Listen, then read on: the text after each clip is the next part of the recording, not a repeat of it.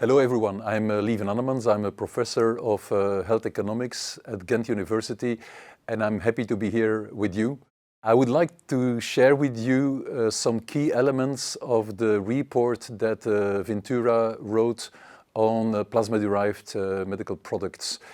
I would like to start, however, with what I call the key principles of a good healthcare system. And those three principles are quality, solidarity, and sustainability.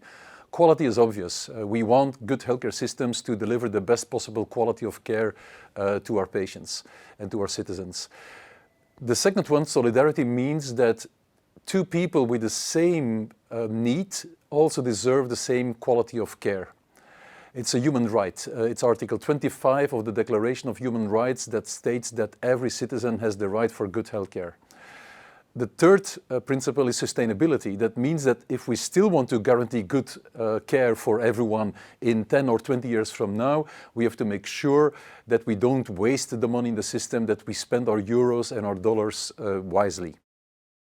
These three principles clearly apply for the PDMPs. Why? Well, first of all, quality, that's quite logic. We see that these products offer a lot of quality adjusted life years because they save lives, they improve the quality of life of patients. There are plenty of data on that. And also they have an important socioeconomic benefit then, because people can have a normal life, pretty normal life, can be very productive, can contribute to the economy. So the socioeconomic benefits of these products are huge.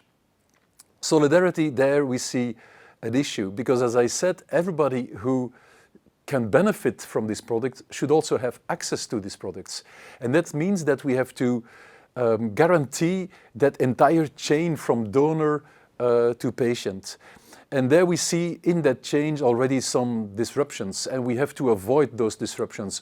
All those who are convinced about the value of these products, and I think everybody should be convinced about the value of these products, should also be convinced that we have to avoid any possible disruption at any point in that chain from donor to patient. It starts already with getting the plasma. We see there that there is kind of an imbalance, because there are 4 countries that are responsible for more than 55% of the obtaining the plasma. And we see that, that this is maybe not sustainable. We know that we will need even more of these products in the future because of the demographic changes, and these diseases require longer and for a longer time treatment. So that means that we have to find the balance there, and that we have to find incentives that also more European countries can obtain more donors of plasma. It's not a coincidence that those 4 countries that I refer to apply clear incentives for their donors, and that's really very effective and good practice, and should be applied more also in other countries. Availability also has to do with money, of course, and that brings us to the third key principle, namely sustainability. And there we see that there are challenges on 2 levels. First of all, what we could call the formal patient access procedures, reimbursement. We see that not everywhere the reimbursement of these products is optimal. We need to look at what we call cost effectiveness. What is the cost of the products and what is their effectiveness? But we have to look at more. We see that more and more countries adapt their reimbursement procedures and criteria to bring in 2 additional elements, namely the medical need, and no doubt that the medical need is very high for most of the conditions that we treat with the PDMPs. And we also have to bring in budget impact. I proposed, and it's also written in the report, a concept which I call value-informed and affordable prices. That means that the price of products is in relation to the value that they deliver to the patient, but we keep there in the calculation also the importance of the budget impact and the medical need. And by doing that, we will see that we can really find that these products can be value for money in that broader concept. So we have to get away from the what some people call the cost plus price. Just give us your cost of your production and development, and that will be then your price with a little bit of margin. No, we have to pay for value. Value is of crucial importance, especially now in a world where we go to what we call value-based healthcare systems. And with that regard, I would like to point to two other elements that are also clearly written in the report. The first is cost containment measures. On first sight, it looks logic that, remember, given sustainability of healthcare systems, that countries try to contain the costs of care. However, there are two dangers. First of all, it might be very linear sometimes, so not making a distinction anymore between products of high value and products of low value. And second, it doesn't take into account the complexity of some of the products. We can easily refer also to vaccines. In many countries, vaccines are receiving an exemption of cost containment because they are complex to produce and because they have a huge societal benefit. So I think when we talk about PDMPs, that the same criteria apply, and we have to be really very careful with purely cost containment, which ends up sometimes to be really cost myopic, and that's not what we want. We want to keep that value always in the picture when we want to make good healthcare decisions.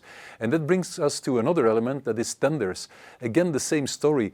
If tenders are purely based on price, then we get a race to the bottom of those prices, and moreover, we forget to bring in again the element value. So it's normal again that countries and healthcare systems organize tenders, but then it should be based on a logic that we call value-based procurement, that all the elements of the value are taken into account in the picture. And also that we have to make sure that when products are not interchangeable, that we allow several products still to be available to patients, that clinicians have the choice to work with those products. So it's very important that we pay attention to those issues. And that brings me to the conclusions of my story today. So first of all, I argued that we have to be very careful to avoid any disruption in that very important chain from donor to patients, and that we have to increase the number of donors. We will need more of these products in the future, so we need to increase and take measures to increase the number of donors. Second, when we deal with reimbursement, there should be more harmonized and more clear criteria that take into account the value of the products, the cost effectiveness, the medical need, and the impact on the budget.